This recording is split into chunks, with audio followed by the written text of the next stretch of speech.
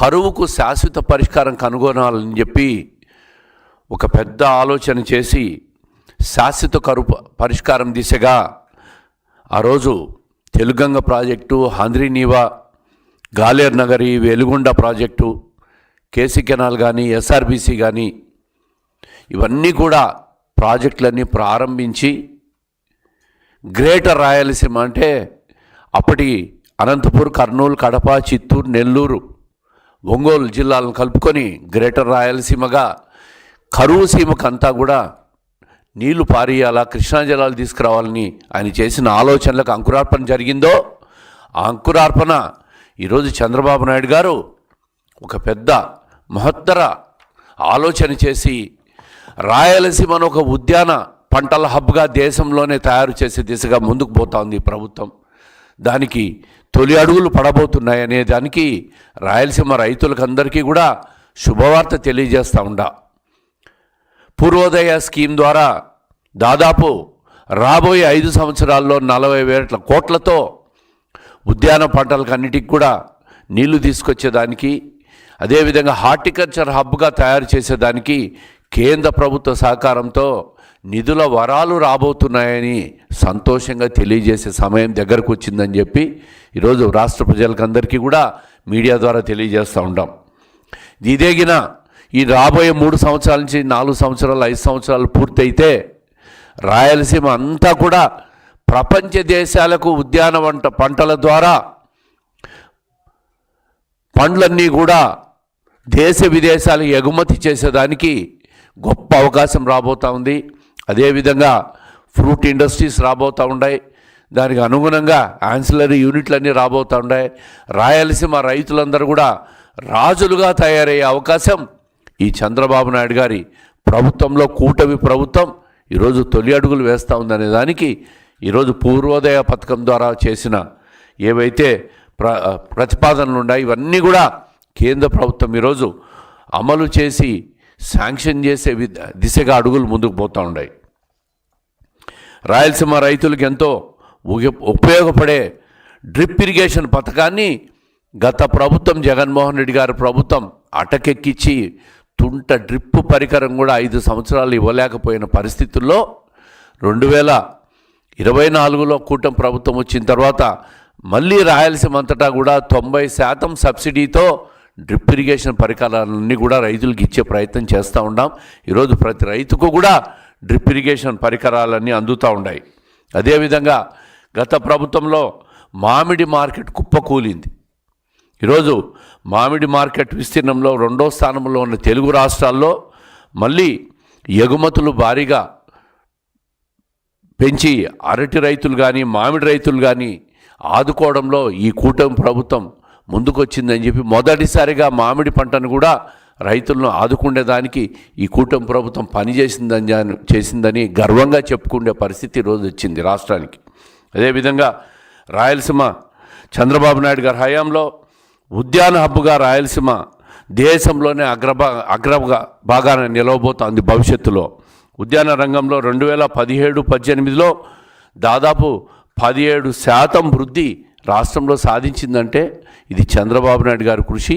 రాబోయే రోజుల్లో ఇదే ఉద్యాన పంటల్లో వృద్ధి 25% తీసుకుపోవాలనే ముఖ్యమంత్రి గారి ఆలోచన ఒక గొప్ప ఆలోచనగా ముందుకు పోతున్నాం. అదే కాకుండా తెలుగుదేశం హయాంలో వ్యవసాయ ఉద్యాన రంగాలన్నీ కలిపి చూస్తే రాష్ట్రంలో అత్యధికంగా అనంతపురం జిల్లాలో 14,740 కోట్ల ఆదాయం.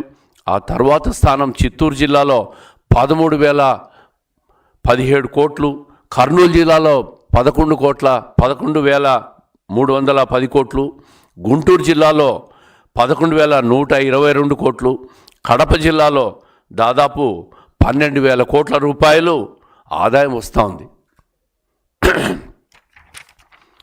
మరి మనం ఒకసారి ఈరోజు ఈ 1.5 సంవత్సర కాలంలో రిజర్వాయర్ల పరిస్థితి చూస్తే రాయలసీమలో దాదాపుగా 464 టీఎంసీల సామర్థ్యంతో రిజర్వాయర్లన్నీ కూడా మేజర్, మైనర్, మీడియం చెరువులతో సహా తీసుకుంటే 464 టీఎంసీల నీటి నిల్వ చేసుకునే కెపాసిటీ ఉంటే దాదాపు 90% అంటే 400 టీఎంసీలను నీటి నిల్వ చేసుకునే దానికి ఈ సంవత్సరం ఈ రాష్ట్ర ప్రభుత్వం కృషి చేసింది.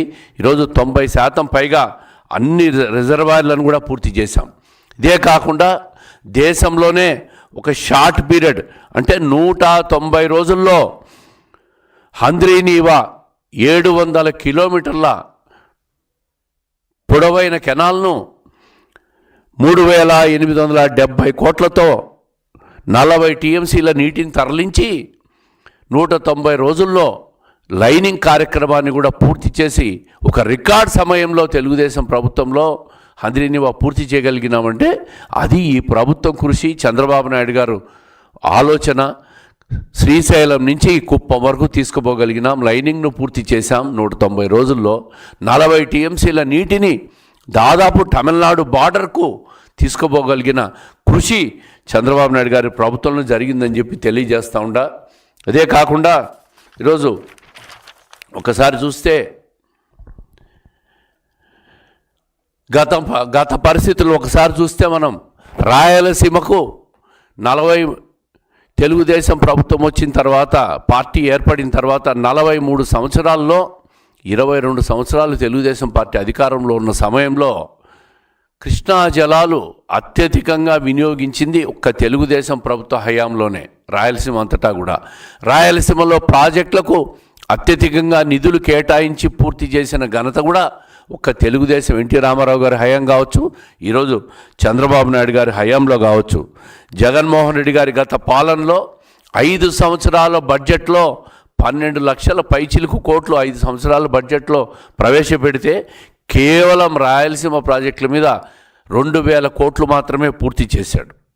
అదే తెలుగుదేశంలో 2014-19 కాలంలో 12,000 కోట్లు రాయలసీమలో ఇరిగేషన్ ప్రాజెక్టుల కేటాయిస్తే 8,000 కోట్లు కేవలం రాయలసీమ ప్రాజెక్టుల మీదే ఖర్చు పెట్టిన ఘనత 2014-19 మధ్య చంద్రబాబు నాయుడు గారు హయాంలో పూర్తి చేసిందని చెప్పి గర్వంగా ప్రజలకు తెలియజేస్తూ ఉన్నాం. ఇదే కాకుండా 2014 సమయంలో రాష్ట్ర విభజన సమయంలో ఏదైతే కృష్ణా జలాల విభజన చట్టంలో ప్రకారం కృష్ణా జలాలు విభజించుకోవాల్సిన పరిస్థితి వచ్చినప్పుడు 512 టీఎంసీలను కేసీఆర్ని అప్పట్లో ఒప్పించి రాయలసీమకు కృష్ణా జలాల్లో అత్యధిక భాగం తీసుకొచ్చిన ఘనత ఒక చంద్రబాబు నాయుడు గారిది. అదే కాకుండా అదే జగన్మోహన్ రెడ్డి గారి పాలనలో ఎటువంటి ఎత్తిపోతల పథకానికి, రాయలసీమ ఎత్తిపోతల పథకానికి అనుమతులు లేకుండా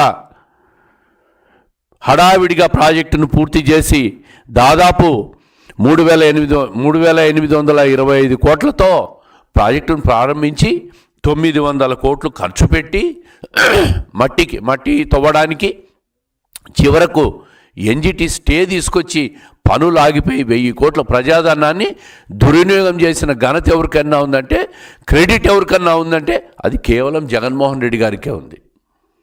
ఈరోజు కృష్ణా జలాల తర్వాత వివాదంలో కూడా పక్క రాష్ట్రంలో కర్ణాటకలో ఎత్తిపోతల పథకాలన్నీ కూడా నిర్మిస్తూ ఆల్మట్టి డ్యామ్ని ఎత్తు పెంచుతూ ఉంటే కూడా చూస్తూ ఊరుకున్న క్రెడిట్ ఎవరికన్నా ఉందంటే అది జగన్మోహన్ రెడ్డి గారికే ఉంది. ఈరోజు చెప్తున్నాం, రాయలసీమలో ప్రాజెక్టులు పూర్తి చేసే క్రెడిట్ జగన్మోహన్ రెడ్డి గారికి ఉంటే, అదేవిధంగా జగన్మోహన్ రెడ్డి గారి క్రెడిట్ ఏమైనా ఉందంటే తల్లిని చెల్లిని ఇంటి నుంచి గంటేసిన క్రెడిటు, అదేవిధంగా 11 ఈడీ సిబిఐ కేసులు పెట్టించుకున్న క్రెడిటు జగన్మోహన్ రెడ్డి గారికి ఉంది. అయ్యా, మీ క్రెడిట్ మాకు అవసరమే లేదు. ప్రతినిత్యం మీ పార్టీ వాళ్ళు మాట్లాడుతూ ఉంటారు క్రెడిట్ చోరీ అని.